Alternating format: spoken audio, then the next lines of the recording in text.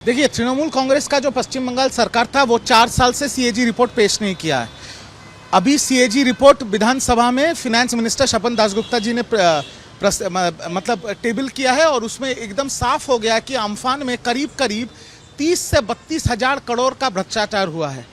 तो इतना बड़ा भ्रष्टाचार जो टीएमसी गवर्नमेंट में हुआ है, इसका पूरी तरह से जांच होना चाहिए, एजेंसी जांच होना चाहिए। और तृणमूल के जितने भी स्तर के नेता हैं जो इस भ्रष्टाचार से युक्त हैं, मुझे विश्वास है कि बंगाल के मुख्यमंत्री इसके ऊपर सख्त से सख्त कार्रवाई करेगी।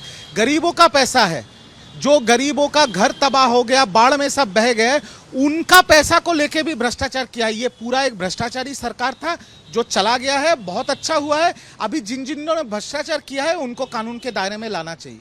देखिए, हिंदू मुस्लिम का बात ही नहीं है, बात है कि स्टूडेंट प्रोटेस्ट के नाम पे स्टूडेंट को ढाल बना के आप तिरंगा लेके हाथ में उसको डंडे की तरह इस्तेमाल करोगे। कलकत्ता पुलिस के ऊपर बोतल फेंकोगे, जूते फेंकोगे, प्रधानमंत्री का पोस्टर बना के, गंदी गंदी पोस्टर बना के प्रधानमंत्री को गाली दोगे, मुख्यमंत्री को गाली दोगे। ये क्या आंदोलन हो रहा है? ये आंदोलन नहीं है, ये एक संगठित गुंडागर्दी था।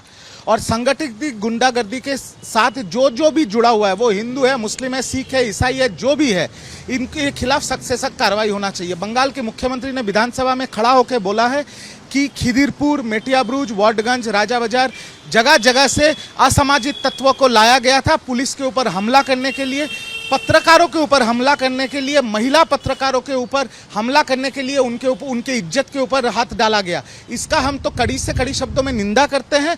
और बंगाल के मुख्यमंत्री ने जो स्टेप लिया है कि इन सबको anti social activity bill act के, अभी तो एक्ट हो गया, एक्ट के तहत इनके खिलाफ कार्रवाई होगा, एकदम सही सिद्धांत है।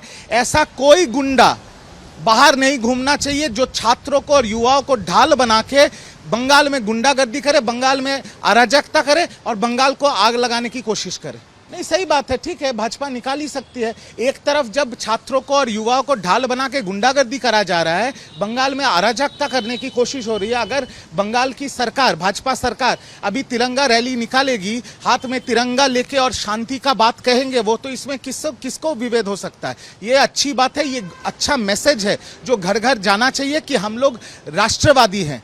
मैं एक बंगाल का निवासी हूं, पर मैं राष्ट्रवादी हूं। देश सर्वोपरि है। कुछ लोग जो विदेश में बैठ के, जिनके मालिक ये सोच रहे हैं कि फंडिंग करके, बंगाल में अराजकता करके देश को नेपाल या बांग्लादेश बनाने की कोशिश कर रहे हैं, मैं उनको बता दूं, उनके मंसूबे कभी कामयाब नहीं होंगे। ये देश कभी नेपाल और बांग्लादेश नहीं बनेगा। और जो लोग कोशिश करेंगे उनके सिवाय सबसे सख्त कार्रवाई होगी। देखिए, केंद्र सरकार ये बिल पारित कर रही है संसद में, और खुद देश के प्रधानमंत्री मल्टीपल वीडियोस करके देश के युवा और देश के छात्रों को उन्होंने कहा है कि मैं खड़ा हूं, मैं इसके खिलाफ देखूंगा। वो खुद अभी मतलब जो इंग्लिश में कहते हैं, he is putting his foot down to secure the future of the students and the youth of this country. एक नया हाई पावर्ड कमिटी बना है, फास्ट ट्रैक कोर्ट्स बने हैं, जो पेपर लीक के साथ जुड़े हैं उनके खिलाफ सख्त से सख्त कार्रवाई हो रही है। और नए बिल्स आ रहे हैं संसद में जहां पर छात्रों और युवाओं का भविष्य सुरक्षित होगा, और जो पेपर लीक करेगा वो जेल के अंदर रहेंगे। इससे अच्छा काम क्या हो सकता है?